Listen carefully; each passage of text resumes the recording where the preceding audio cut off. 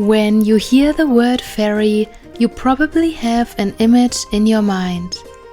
An image that was shaped by the stories you heard, the books you read, and the movies you saw as a child. But who are the Fae? And can you work with them in your practice? And should you work with them? In today's video, we are taking a look at the mysterious realm of the Fae, and we take a look at all the things that you need to consider if you want to work and connect with the good people. If you watched my last video, then you wrote a spring bucket list with me. And on that spring bucket list, it also said to make a homemade daisy cream, but also do more research about the Fae and their folklore. And so I thought in today's video we could do both of that. So while we are collecting the daisies to make an oil extract first and going to places that I deeply connect to the Fae, I could share my knowledge about the Fae. And I could share what I learned from my own research when it comes to the Fae. And please keep in mind that again, this is my own research. This is like everything that I combined from my own practice and my research when it comes to working with the Fae. But it really is only scratching the surface. Like there is so much more to this subject than what I can share in this video. I will probably make more videos about the good people and like go more into detail when it comes to my practice. But I really wanted to make this video to provide you some information that you should definitely consider before you start working with the Fae. Because I just the other day had a conversation with a friend that got really interested in the Fae. And like I explained everything that I'm going to explain you here. And she was like, you know what? When I see a fairy ring, I'm stepping into that fairy ring just to see what happens. And I was like, girl, you better don't do that. So it really is to keep you safe. And just a disclaimer that working with the Fae is not like the easiest practice or like the easiest thing to do, because you have to consider so many things. And I know that media and like all the romantasy books that are coming out right now are kind of giving you a different picture. Not everything is glitter and shiny when it comes to working with these beings. And also, as I just said, this is my own experiences and what I learned from my research. Please always, and I always say this, do your own research and learn as much as you can when you decide to work with the Fae, because this is what will really keep you safe. And also, I can only talk about the Fae that I encountered on my journey as a witch, and it by no means is a guide to all the different Fae that are out there, because you will see that there is like Fae in almost every single culture in the world. So just keep that in mind, and I can only share like from my own experiences, from my own research, and it is not all the information that is out there. So with that being said, let's start diving into the good people and their folklore. So who are the Fae? The Fae, also called fairies, are found in almost every folklore, mythology and therefore culture around the world. They are part of Celtic and Nordic legends or Slavic mythology, among others. These otherworldly beings are often said to have magical powers and dwell in a realm unseen, yet parallel to our own. It is not 100% sure where the words fairy and fae were derived from, as it usually is. But meanings of these words include a woman skilled in magic, enchanted, illusion or enchantment, among others. And the words fae and fairies are often used interchangeably as well. Folklore traditions refer to fairies euphemistically as wee folk, good folk, people of peace, fair folk, fair ones, the good neighbors, and the good people. All names that were created to not say the names that must not be spoken out of fear. And did you know that dwarfs and gnomes also fall under the category of Fae? So I guess you can already tell that fairies are so much more than glittery, shiny beings dancing with the flowers, even though that is my favorite kind of fairy. In the old days, fairies were integral parts of a family. They received regular offerings to help with the home and farm and bring blessings to the family and their home in general. And cookies and milk for the house gnomes were a real thing. On the other hand, malevolent beings were held responsible if things went wrong. Sudden illnesses, lost objects, or misfortune striking the farm. These mischievous or malevolent spirits were believed to cause bad luck, accidents, or unexplained events, often requiring protective charms, rituals, or offerings to appease or ward them off. But as humans started to drift away from nature, the Fae were seen as less real. They became fictionalized and reduced to mere characters in children's stories or romantasy. Yet there are still cultures where these beings are still influencing everyday life. In Ireland or Iceland, for example. And did you know that there is a fairy commissioner in Iceland? And yes, I'm forever jealous and this is my dream job. But in Iceland, buildings are not being built if it is on land where the Fae reside, or it will be built around it. In Ireland, if you see a fairy tree, for example, every farmer knows to not touch it, or, God forbid, cut it, and they will do the farming of the land around it.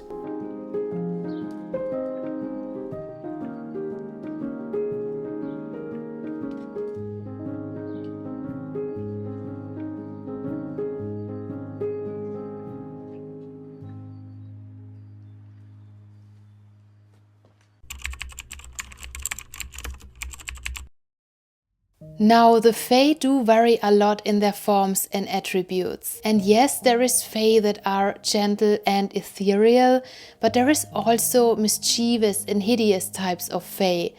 And I'm sure you heard about stories where people got lost in the woods after following a fairy trail, or falling for a fairy trap, or even stepping into a fairy ring.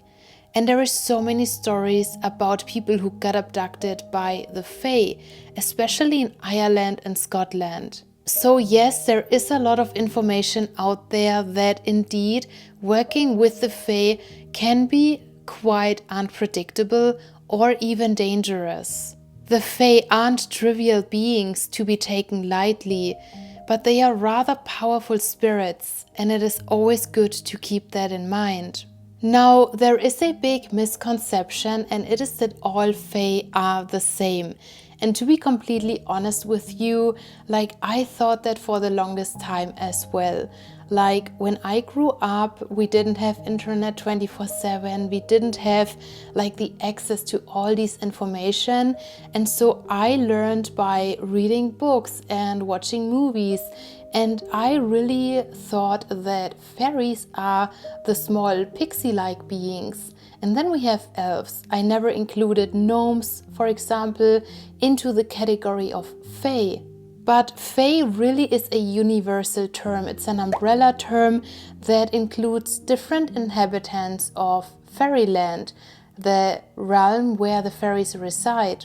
And so the Fae include many different inhabitants, like the gnomes, but also the hobgoblins, the dwarfs, brownies, elves and sprites, and also nymphs, and there is even more. Now, what I found during my research is that a lot of people seem to see the Fae as one category, and they see the Fae as these mischievous and hideous beings that are tricksters and you should always be careful with working with. And then on the other hand, they put nymphs in one category and they put dwarfs in one category, right? But again, the Fae or fairies is an umbrella term and it includes all of the beings that I just named before. And so all of these beings have enough in common to fall under the category of the Fae. And really think about it like you would think in biology. So for example, you have snails and all of them look different, yet they all fall under the category of snails. So you have snails with big houses and small houses and yellow houses and blue or white houses or really long houses. Or you have snails without any houses, yet they are called snails. So think of it like this. All of the beings, and yes, also gnomes and dwarfs and nymphs and goblins, hobgoblins, brownies, all of them have enough in common to fall under the category of Fae or fairies. And then it is also good to know that there is different kinds of curds in the fairyland itself, in the realm of the fairies itself. And in Nicole Callaghan's books, these curds are the Seelie curd, the Unseelie curd, the underworld, and the elemental realms. Now, the Seelie Fae are considered to be more benevolent towards the humans, whereas the Unseelie curd is inhabited by Fae that are considered to be more malevolent or mischievous. Yet, if you want to work with the Fae, it is really crucial that you don't put one, like the Seelie curd, into the category good and the other, the Unseelie Fae, into the category of bad. And I love how Cassandra Eason said that it is crucial not to view this realm as evil, and instead it's a part of the natural balance, holding space for decay, endings, and necessary chaos. And then there is also the underworld, which is inhabited by gnomes and other earth elemental fae. And then there is also the elemental realms. And the elemental realms are realms that are inhabited by fae that are connected and associated with the four elements: earth, fire, water, and air. And I wanted to share something with you in this regard, because I told this my friend the other day and she was like, this is so interesting, like this is an information I really needed. It resonated so much with me. But please use it with caution. Again, only use it if you know what you are doing. But we did this in my shamanic practitioner's training, and it is wearing this type of mask. And you basically put this around your head. It is covering your eyes, so it really is a curtain in front of your eyes. But as you can tell, it is like having these kind of pieces, so it's not a full curtain.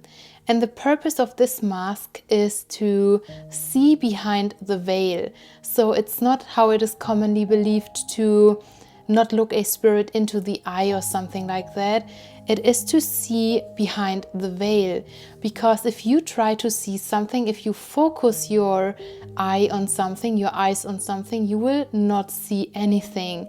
But chances are high that by wearing this kind of curtain, you can see behind the veil, because your vision is blurry and it takes away your focus. So you will probably see in like the corner of your eyes something like in the bushes or behind a tree. And this was really interesting doing this exercise. But again, please, please, please only use it if you know what you are doing.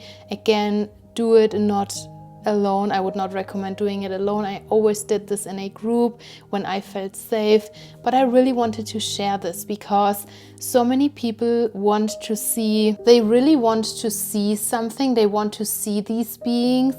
And I just received a message the other day because I was like, why do I not see, like with my bare eye, why can I not see these types of beings? And the message I got is, if you see the beings that you want to work with, you see everything.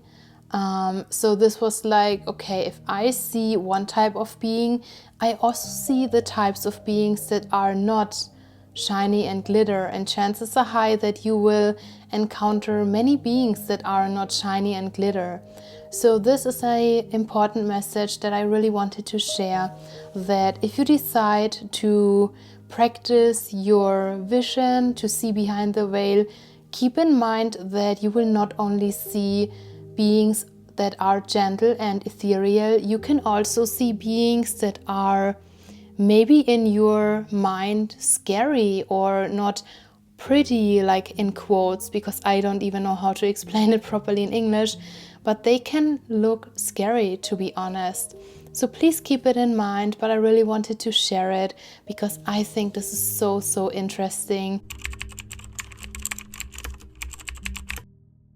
Alright, so now the Fae are deeply connected to the forces of nature, to the elements and cycles of Earth. So really what you are doing by working with them is attuning yourself to the natural and elemental energies. But just to be clear, because this is another misconception, Fae cannot only be found where there is green and nature. Even though this is the type of Fae that I'm working with the most, they cannot only be found where there is green and forests and plants, because again they are connected to the elements as well. So there is also Fae that are living and residing in like the air, right? Which are basically sylphs, or the gnomes that could reside in your home. So just keep in mind that Fae are basically residing everywhere, not only where there is green and nature. But there is one important thing that you should always keep in mind if you want to work with the Fae, if you decide to work with the Fae. And it is that the Fae have their own rules, they have their own morals, and they basically act on their own societal system. And to connect with the Fae and to work with the Fae, you must approach them with respect and sincerity, and you must approach them mindfully. Because the Fae really value honesty and respect towards them, respect towards the planet and nature and the elements, right? And they really respect those who genuinely seek out this connection. But what they dislike more than anything else is disrespect towards them or like the planet, and also arrogance and greed. Like they really dislike these things. So if you only want to work with the Fae to gain something, to ask them for something, chances are high that you will not have the most pleasant experiences, and it can even bring you into danger, like into a lot of trouble, to be honest. And now from what I felt when working with the Fae in my surroundings, again, I can only talk about the Fae that are surrounding me, that I work with, is that they really don't like humans because of the damage that humans have been doing to like this planet. And I mean, look at what we have done since 150 years, like what humans have done since 150 years, right? So I really think that a lot of like the dislike towards humans stems from that, as well as I think it is also a protective mechanism. Like imagine someone is destroying your home where you reside and you have nowhere to go. Like you would probably also feel anxious and like get angry, like why has someone taken your home, right? So I really think that a lot of the danger that comes from working with the Fae is connected to this. Like, again, only speaking from my experiences here. And so keep in mind that there can be Fae that just don't want to work with you. Like, you don't even have to try to connect with them. They just don't want to work with humans. They don't want to interact with humans. And please keep this in mind, like you cannot force a being to work with you. And again, it can only bring you into a lot of trouble if you keep trying, if you feel and see signs that like these beings don't want to work with you.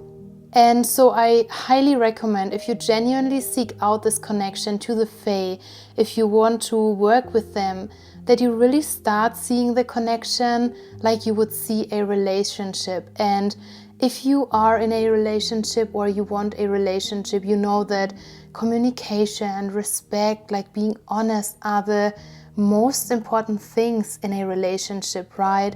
So really try to see the connection to the Fae like you would see a relationship that you would genuinely value, that would genuinely fill you up and not make you feel bad. Before we dive deep into the fairy etiquette and the things that you should always keep in mind when you want to work with the Fae, when you want to connect with the Fae, I really want to emphasize one thing. And it is that the Fae, these beings, they don't owe you anything. They don't exist for the benefits of humans, and they don't have to do anything for you. They most certainly are not your servants, and you better never ever see them as servants or a lower being than you, because this really will bring you into danger and trouble. They don't owe you anything. Like, they can interact with humans, but they can also decide not to interact with humans. And it is on us to respect that. So please always keep in mind that these beings don't have to do anything for you.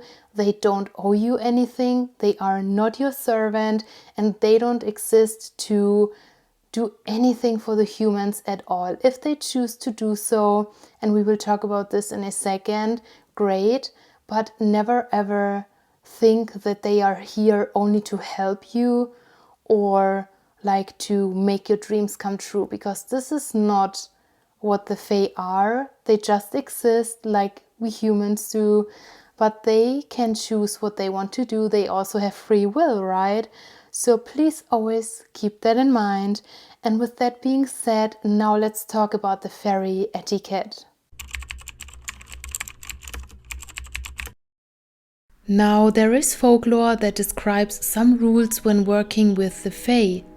Nowadays, when you read fantasy about the Fae, it's all about that hot fairy king that is kidnapping this human girl, and they lived happily ever after.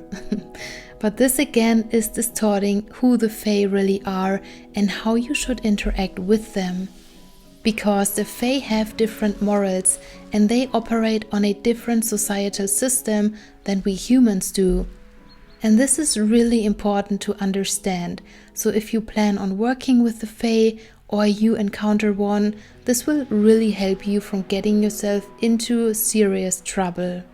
And the first thing is to never jump into working with the Fae without doing any research.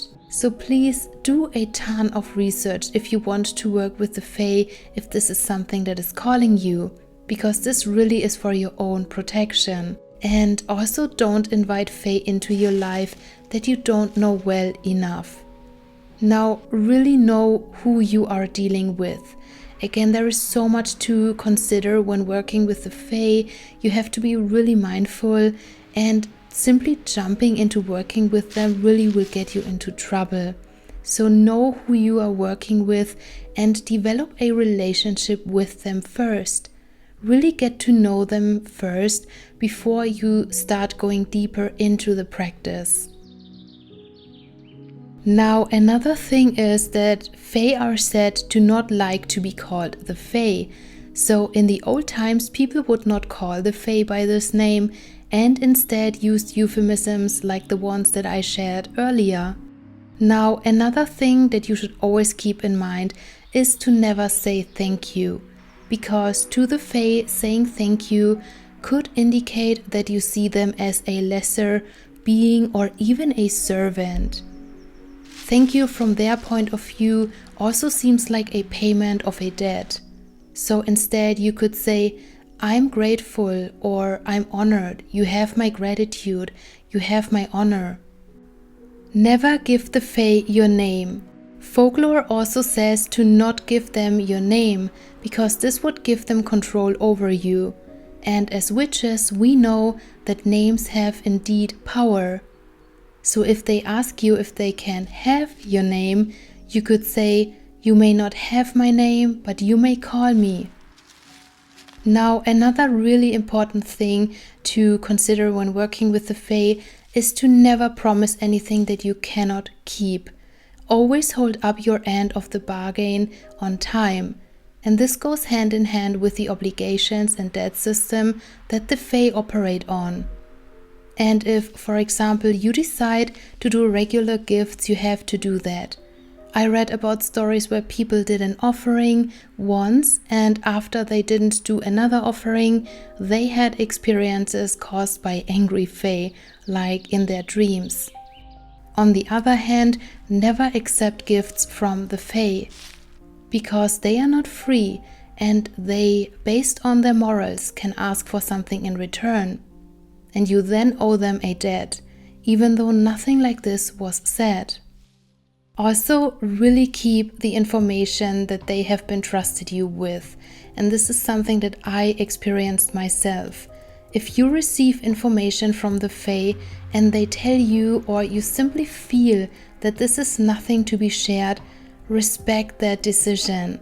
Or what would you do if you tell your best friend a secret and one day later it is all over the news? Now, the next thing is to never speak mindlessly. This is something that I read so much about. Because Fae can be tricksters, so carefully choose your words. They can take your spoken words as vows or contracts, so you really want to make sure you choose your words wisely. It is also said that the Fae cannot lie, but this does not mean that you should be mindless when communicating with them. And many witches will also tell you to never apologize to the Fae. The next rule of etiquette is never lie to a Fae. Again, it is said that Fae cannot lie, but they really know how to choose their words, and they are the masters of words. And in the end, they don't lie, and a respectful communication is what makes a respectful relationship, right? So they cannot lie, but if you lie, this is not a respectful relationship, so just don't lie to them, and also don't be rude to them. And I think this goes without saying, but be polite and treat the Fae with respect. This also includes cutting down flowers or anything that they like, or destroy where they reside, because it is their home, or intentionally doing something that they don't like. And I talked about this with my friend because when I was a kid, I didn't know what I was doing. But this is the point, I didn't know what I was doing. But now I know all of these rules, and simply not following them to me is being rude intentionally towards the Fae. The way media depicted fairies, it is believed by a lot of people that the Fae are always these beautiful and cute and elegant beings, but this is not always the case, as I said earlier. There is reports from people who have seen Fae that were even scary to them and not so cute. So if you should encounter a Fae, really don't offend them because of their looks, because this is rude. Like, imagine meeting a person and they are talking bad to you or like giving you that look because of the way you look. I think you can imagine that this is like highly rude and it will get you into trouble. So really don't insult a fairy if they are not what you expected, because again, this will get you into trouble. Being polite also means to respect the privacy of the Fae. And I guess now with everyone having a camera or a smartphone, it can be really intrusive for the fair folk. So if you want to see the Fae, say it out loud and let the Fae know that you are here, so they can choose if they want to show themselves or not. When I film, I usually say, if you want to show yourself, you can do so. If not, then not. I don't force them because I don't like to have secret pictures taken of me either. If you are working with Fae that are inhabiting nature, I think it goes without saying that you should respect nature and don't pollute nature. Don't intentionally destroy anything or throw away your rubbish. Like, to me, this is just my lifestyle and I would never do it, but I always witness people that are throwing away their rubbish and really disrespect Mother Earth. Like, I just cannot understand it. But really do your best to just show the Fae that you are honoring Mother Earth, like clean up spaces that are full of rubbish and really build up that trust to them, show them that you are different. Because imagine someone is like simply throwing their rubbish into your home, into your garden and like your living room basically. I think you can imagine that this is like nothing that you would want. So do your best to really show your respect towards nature and therefore the Fae. Now, the Fae are also said to not like metal, especially iron, which I find interesting because this is something that my shamanic teacher also said in our training. So when working with earthbound ghosts in this case, don't wear metal on your body because they don't like it. This is what he told us. I personally don't have any experiences with this, but I thought I'd share it anyway. So on the other hand, if you need protection from a Fae, an iron key, for example, can be something that helps you to stay safe. Now, the next rule is a rule that actually I never heard anyone talking about, and it is don't go down a path that simply feels off. And this is super important if you are often in nature like me. So for example, when you are in the forest, really listen to your intuition. And I know that it may sound simple, but this happened to me once. I was walking into a forest and went further than usual. And the energy was changing and I got really anxious. So I decided to leave because it didn't feel safe anymore. So always listen to your gut and don't go down a path that feels off. And with that comes another rule. Don't step into a fairy ring or go where the Fae are known to reside. Now, this is something that especially the traditional folklore recommends. And it is said that stepping into a fairy ring will bring you into fairyland where time works differently. So you could spend a day there, but in human time 13 years may have passed. So these are the rules that I wanted to share with you, and again they are based on my experiences, but they work really well for me. Now, I also found this really interesting thread on Reddit if working with the Fae is dangerous or not.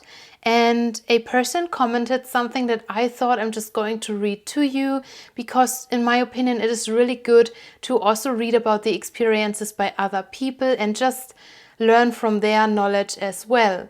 So this was written by Gregor_E and I'm just going to read to you now what they wrote. I've been practicing witchcraft since the late 1970s. Your lineage may vary, but my observations and advice on working with the Fae are as follows. Good luck with your work. They are sticklers about contracts and take even the suggestion of a dead very seriously. When I talk to them or give them gifts, I make very clear that there is no quid pro quo involved in our relationship. Gifts are freely given kindnesses, and I appreciate and am grateful for any freely given kindness I might be given. I never say thank you because that sounds like something you'd say to a server in a restaurant. I just want to be a good neighbor. I leave things at that and do not request specifics from them. They may occasionally take something from you. To get it back, you must get actively angry. Don't be nice. Raise your voice and demand it back immediately. You may find it suddenly materialize right behind your foot where you know it wasn't a second before. This has happened to me several times. I was taught by my first mentor in witchcraft, may she rest in peace, that they are very possessive about certain plants and flowers and that you must never pick them and bring them inside. In particular, leave Queen Anne's lace and anything resembling a bluebell well alone. If you have the sight, you may occasionally see them or at least sense their presence. There are areas near me where I know they like to gather and dance, for example. Keep it to yourself, do not share the information with others. They like to keep their privacy. If you live in an apartment building or some other shared property and someone chops down a tree or the like, be proactive about letting them know you didn't do it and had nothing to do with it. They often take offense at such actions. I give them honey and heavy cream every year to apologize in advance for weeding and any unintentional offense I might cause. If you have your own yard or property, reserve an area just for them. It can be just a square yard or so. Don't mow or weed or mess with it in any way. Let them know it is just for them and that you are not going to interfere with it at all. If you're playing ball and the ball happens to fall in it, well, it's their ball now.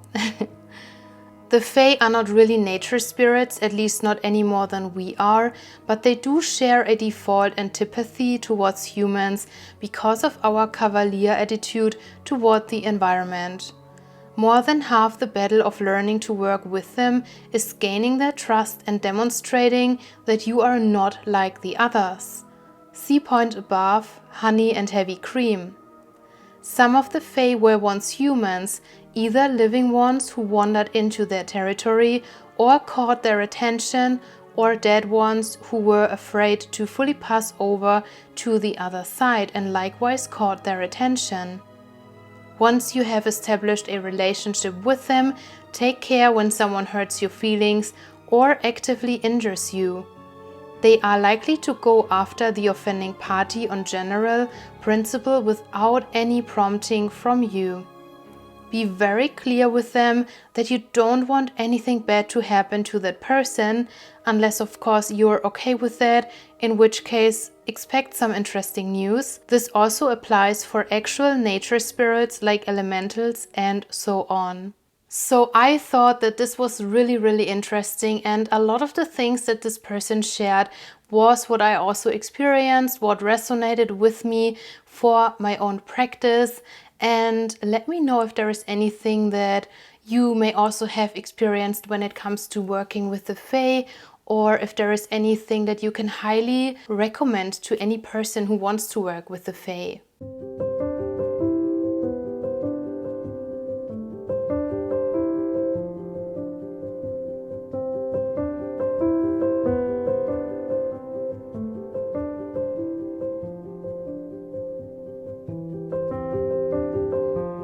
Alright, magical one, so I really hope you enjoyed this little guide to the good people, to the Fae. And by the way, I asked for permission to say the name Fae in this video for educational purposes, because I also feel like that they don't really like to be called that. And yeah, I ask for permission just so you know that. But I really hope that this video was helpful to you, that it was kind of a good preparation if you plan to work with the Fae, or maybe you are already working with the Fae and you learn something new. Like, in any case, share your experiences or your thoughts on working with the Fae down below. I really always love reading your comments and like also learning from you. Like, you guys always have such good ideas, and I always try to co-create when it comes to making content with you. So yeah, I really hope you enjoyed. And with that being said, I really hope you have a beautiful, magical week. We will hang out again next week and see you then. Bye bye.